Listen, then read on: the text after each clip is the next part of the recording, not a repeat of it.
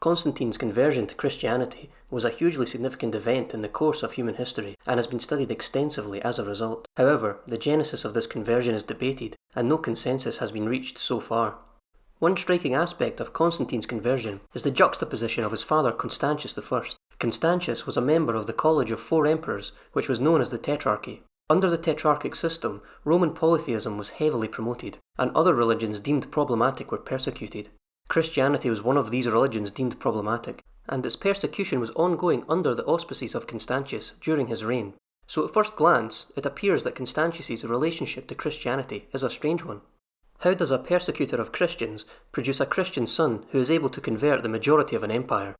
By nature of his station, Constantius would be heavily immersed in Roman polytheism. A specific brand of Roman polytheism was employed by the Tetrarchs, and it placed emphasis on Jupiter and Hercules. The Eastern emperors were agents and sons of Jupiter, and the Western emperors, like Constantius, were agents and sons of Hercules. With that said, the breadth of Roman polytheism would allow Constantius to patronise other gods, either in an official capacity or privately. A popular theory is that Constantius had a special relationship with Sol Invictus, the unconquered sun god. Sol Invictus was included in Tetrarchic coinage, albeit much less forcefully. More importantly, however, Sol Invictus was heavily patronised by Constantius' son Constantine, either before the famous conversion to Christianity or during the transition. So, with the problem outlined, we are ready to investigate the religious affiliation of Constantius I. But before we begin, I would like to give thanks to Dr. M.D. Smith, as his paper, The Religion of Constantius, informed much of this video. Our first port of call for evidence is numismatics, which is especially reliable because it is not prone to bias like written sources. Unfortunately, Constantius's coinage is theologically unremarkable, both as Caesar and Augustus. This table, taken from the aforementioned paper by M.D. Smith, shows how Constantius's coinage closely followed that of Maximian, who was the Augustus of the West and senior Herculean. Furthermore, the Tetrarchic policy of moving away from Sol Invictus is shown by the low amount of Sol coinage produced during the Tetrarchic period. This includes the period after Maximian had retired, when Constantius was Augustus and senior Herculean. In fact, there were no Sol or Mars issues produced in his mints during this time. Instead, Constantius explicitly names both Jupiter and Hercules as his protector in some issues. This is contrary to the heavy emphasis placed on Sol by the 3rd century emperors Aurelian and Probus. It also contrasts Sol's dramatic resurgence under Constantius' son Constantine at the beginning of the 4th century. In terms of numismatics then, it appears that Constantius didn't deviate from Tetrarchic ideology, so this type of evidence offers no real clues. Another category of evidence is inscription and sculpture. Unfortunately, no direct evidence of this type survives that could indicate the religion of Constantius. However, Numidian inscriptions provide some weaker evidence from absence that Constantius's favoured or allocated deity was in fact Sol Invictus.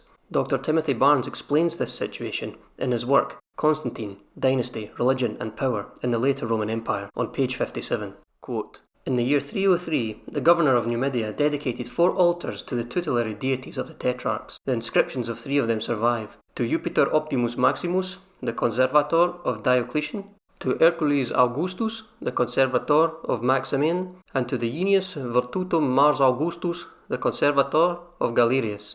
Originally, there must have been a 4th altar dedicated to the conservator of Constantius, whose tutelary deity was the unconquered sun, or Sol Invictus, also known as Apollo." End quote. However, as Dr. Smith points out, even if we accept this weaker indirect evidence, it does not tell us anything about Constantius's personal beliefs. The governor's inscriptions could simply be a reflection of Tetrarchic ideology, as he understands it. With numismatics and inscriptions not providing clear evidence, the final and most plentiful type of evidence for Constantius's religion that we will examine is literary sources. Chronologically, the first mention of the religion of Constantius occurs in the Panegyrica Latini, which is a collection of speeches in praise of various emperors, and it is number 8 we must look to first. This speech was delivered in front of Constantius while he was Caesar in the year 297 or 298, and it celebrates his recovery of Britain from the usurpers Carausius and Electus. The first pertinent passage to our topic occurs in chapter 4. Quote, "And of course, in addition to the interests and concerns of the state, that kindred majesty of Jupiter and Hercules also required a similarity between the entire world and the heavenly affairs in the shape of the Jovian and Herculean rulers. For indeed, all the most important things rejoice in the number of your divinity. For there are 4 elements, and as many seasons of the year, a world divided 4-fold by a double ocean. The lustra which return after 4 revolutions of the sky, the sun's team of 4 horses, and Vesper and Lucifer added to the two lamps of the sky. But neither the sun itself nor all the stars in the world watch over human affairs with such unremitting light as you, who illuminate the world with scarcely any discrimination of night and day, and provide for the well-being of the nations." End quote. In this passage, there appears to be no direct references to Constantius' personal religion. There is a clear reference, however, to the division into Jovian and Herculean rulers and their subsequent domains. There is also a poignant solar narrative, and Constantius was described as Redditor Lucis Aeterna, or the restorer of the eternal light, on a medallion found in France that commemorates the recovery of Britain. However, there is no reason to believe there was any theological basis for this metaphor, as light and solar metaphors were routinely utilised to represent the Roman Empire, even in chapter 19 of this very speech. Quote, "Nor is it any wonder if they were carried away by such joy after so many years of miserable captivity. After the violation of their wives, after the shameful enslavement of their children, they were free at last Romans, at last restored to life by the true light of the empire." End quote. Furthermore, if we look at the gold medallion in question, we can see there's no overt references to solar deities. Instead, the medallion focuses on material concepts such as the crossing of the Thames River and the supplications of the personified Londinium. Panegyric 7 also makes religious references related to Constantius. This speech was given in the year 307 on the occasion of the political marriage between Constantius' son Constantine and Fausta, the daughter of Maximian. Constantius had died 1 year previously, and in chapter 14 his ascent to heaven is described. Quote, "Divine Constantius, fortunate in your rule, and even more fortunate after your rule, for surely you hear and see these things, you whom the sun himself took up on a chariot almost visible, to carry you to heaven when, in setting, he was seeking once more his sunrise nearby. How much delight will you obtain, how much pleasure will you enjoy, when the same man as father, father-in-law and emperor, has ushered into the possession of your empire this great son of yours, who was the first to make you a father." End quote.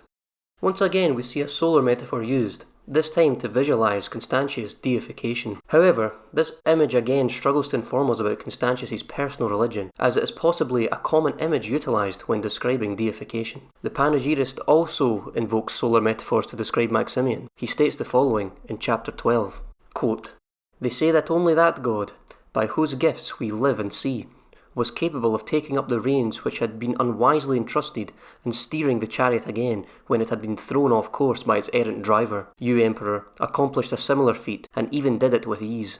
End quote.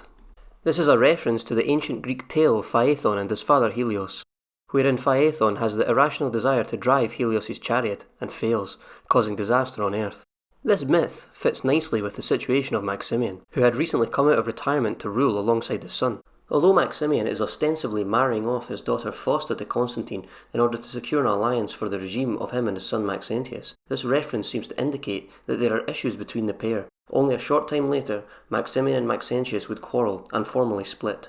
In addition to the allusion to Maximian taking the place of Helios in this myth, later in chapter 12, the panegyrist also makes a restorer of light metaphor on behalf of Maximian, stating the following, quote, "What do you think Jupiter himself replied to you, Maximian, when you said with noble-mindedness, 'Take back, Jupiter, what you lent'? Assuredly, he replied as follows, 'I did not hand this over to you as a loan, but forever. I am not taking it back, but saving it for you.' Then as soon as you curbed the state in its headlong course, and took back the helm as it wavered, the hope of salvation dawned for everyone. The winds dropped, the clouds scattered, the waves subsided, and if anywhere some distant land some darkness hovers still, or some residual dashing of waves still sounds faintly, yet at your nod light must dawn, and silence reign." End quote. Therefore, the content of this panegyric seems to suggest that solar metaphors were not reserved just for Constantius. The final panegyric we will look at is Panegyric 6, given in the year 310 to Constantine. You may have noticed the panegyrics are numbered in reverse chronological order. This is simply how they were arranged in the surviving manuscripts. This panegyric is given on the occasion of the anniversary of the city of Trier. There has been a multitude of political developments since the last panegyric, the most significant for Constantine being Maximian's revolt against him, and consequently Maximian's death. Constantine has also recently commissioned sizable coin issues with both Sol and Mars as his commes and conservator respectively. The panegyrist is aware of this, and in chapter 22 makes reference to a vision Constantine had of the solar deity Apollo.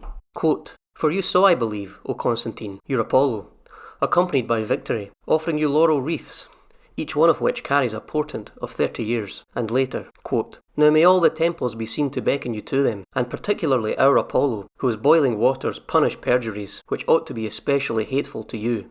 End quote. This panegyric seems like a relevant time to harken back to the religion of Constantius, if he had any allegiances to Saul. However, when invoking the divine Constantius, the panegyrist has the following to say earlier in the speech in chapter 7. Quote, "For in truth, immediately the temples of the gods were opened for him, and he was received by the divine conclave, and Jupiter himself extended his right hand to him." End quote. These unremarkable polytheist remarks, with Jupiter as chief, also reflects the consecratio coinage that Constantine issued commemorating his deified father. This coinage includes imagery that is consistent with typical consecration coinage, such as the eagle associated with Jupiter, altars, and shrines. Another interesting facet of this panegyric is that it contains the first public announcement of Constantine's relation to the former emperor Claudius II. This relationship is regarded by scholars as an invention, perhaps to re-legitimize Constantine's imperial lineage with the ignoble death of his father-in-law Maximian recently occurring. However, there is no mention of a specific religious affiliation of Claudius II that may indicate a real or invented ancestral tradition, nor is there any other evidence from Claudius II's reign that would indicate he overwhelmingly favoured any particular deity. The relevant passage goes as follows in chapter 2. Quote, "And so I shall begin with the divinity who is the origin of your family, of whom most people, perhaps, are still unaware, but who those who love you know full well. For an ancestral relationship links you with the deified Claudius, who was the first to restore the discipline of the Roman Empire when it was disordered and in ruins." End quote. And so ends our summary of the evidence for Constantius' religion from the period before the year 312. This is both before Constantine had become sole ruler, and before the evidence acquires a Christian influence.